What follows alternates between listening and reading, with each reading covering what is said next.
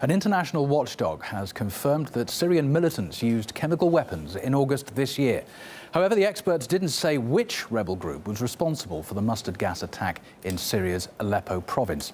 The report by the Organisation for the Prohibition of Chemical Weapons did, though, confirm that a non-state actor was involved. The watchdog said at least 2 people were exposed to toxic gas and an infant reportedly died as a result. Now, the OPCW isn't responsible for assigning blame. That job is left to a UN-led probe, which is what's now expected.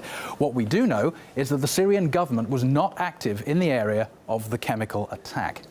The site saw heavy fighting between Islamic State and other militant groups.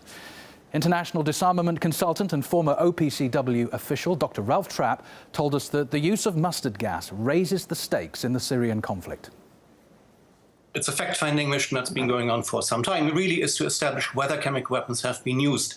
And that's been difficult enough in the past because so far the reports we had related to chlorine, where it is really circumstantial and based on testimony. This is the first time we have a chemical like mustard gas being used, where in fact it is more straightforward to find physical hard evidence by samples, by taking blood samples from victims, and demonstrate clearly that they have been exposed to mustard gas. Well, earlier, Islamic State had reportedly unleashed chemical weapons both inside Syria and Iraq. Kurdish resistance forces were the alleged targets of mustard gas attacks there. Now, the toxic substance causes severe burns and respiratory problems. Here's how one Kurdish fighter described the effects to us. When the first mortar blew up behind us, yellow smoke started to pour from it. I immediately got a headache and started to feel numb.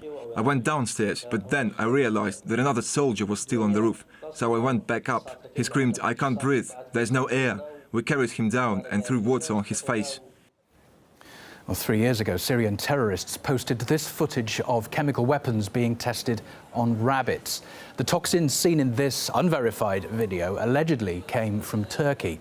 A masked man is seen making threats to use such weapons against Syrian government forces, saying they would die, quote, just like rabbits. Dr. Ralph Trapp, again, says making a chemical weapon is dangerously simple. If you have access to the right chemicals, the chemistry itself is not so complicated and the technology is not. It's more a question of protecting yourself when you do that and having, as I said, having access to the right materials. If you talk about other types of agents, nerve gas, for example, that gets more complicated. The problem is not just to make the agent. The problem is also to find a way of disseminating it properly so that it is actually an effective weapon. That's always been one of the problems that terrorist organizations have faced in the past.